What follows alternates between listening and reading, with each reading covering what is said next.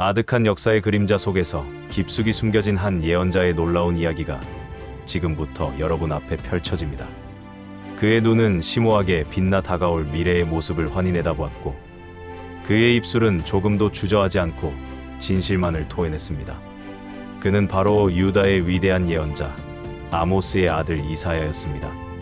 기원전 8세기, 혼란과 어둠이 이스라엘 남쪽 땅 유다를 무겁게 짓누르던 시대였습니다.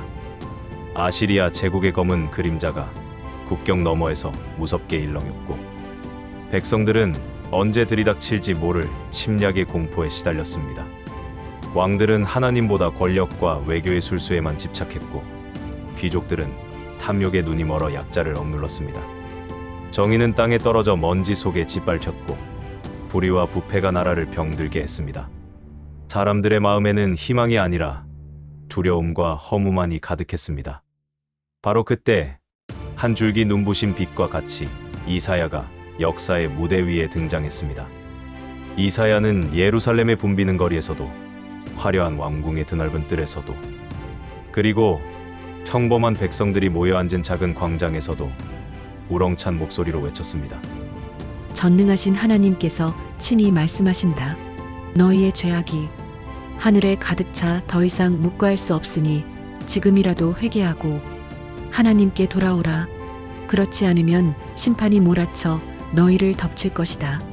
그의 목소리는 마치 하늘에서 내리치는 천둥처럼 울려 퍼졌고, 그의 눈빛은 불의를 태워버릴 듯 뜨겁게 타올랐습니다.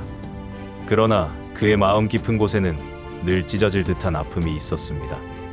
아무도 그의 간절한 호소에 귀 기울이지 않았기 때문이었습니다. 다음으로 넘어가기 전 여러분에게 좋아요와 구독을 부탁드립니다. 여러분의 작은 응원이 저에게는 큰 힘이 됩니다. 우시야 왕이 죽던 해, 이사야는 특별한 환상을 보았습니다. 높고 거룩한 보좌 위에 하나님께서 앉아 계셨고, 그 옆에서는 천사들이 날개를 펼치며 외치고 있었습니다. 거룩하다, 거룩하다, 거룩하다. 만군의 여호와의 영광이 온 땅에 충만하다. 그 소리는 하늘을 흔들었고 성전의 문지방마저 떨렸습니다. 이사야는 자신이 죄로 가득한 존재임을 깨닫고 두려움에 무릎을 꿇었습니다.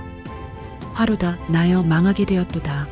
나는 입술이 부정한 자이요 입술이 부정한 백성 가운데 거하는 자로다.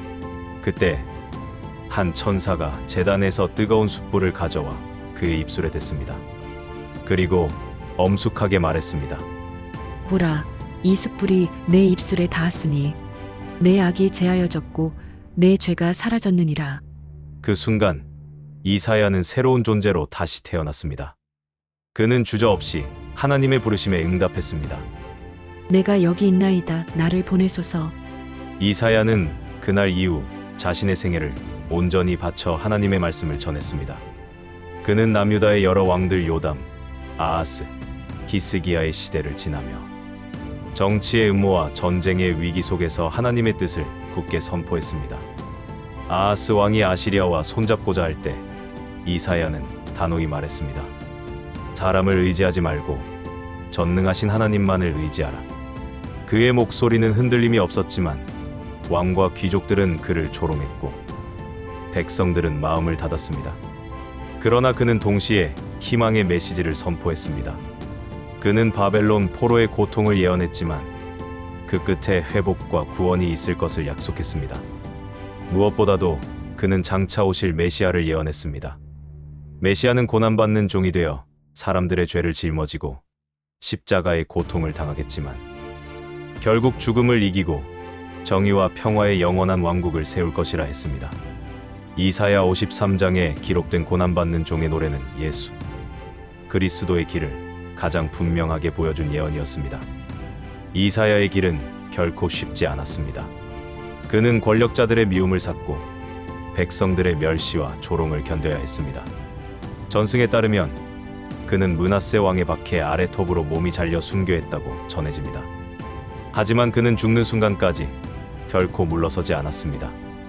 오직 하나님의 말씀을 굳게 붙들고 끝까지 진실을 외쳤습니다.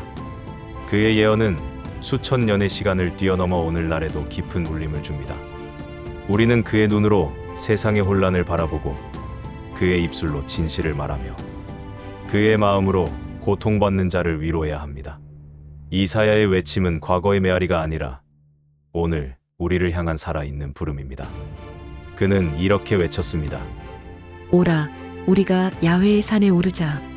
야곱의 하나님의 전에 나아가자.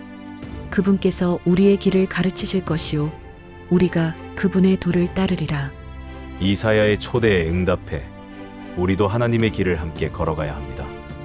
마지막으로 이사야가 남긴 아름다운 예언을 묵상해 봅시다.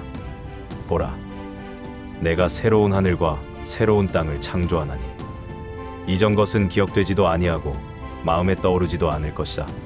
그의 말처럼 우리 모두의 삶 속에서 이전의 고통과 슬픔이 사라지고 새로운 하늘과 새로운 땅이 활짝 열리기를 간절히 소망합니다.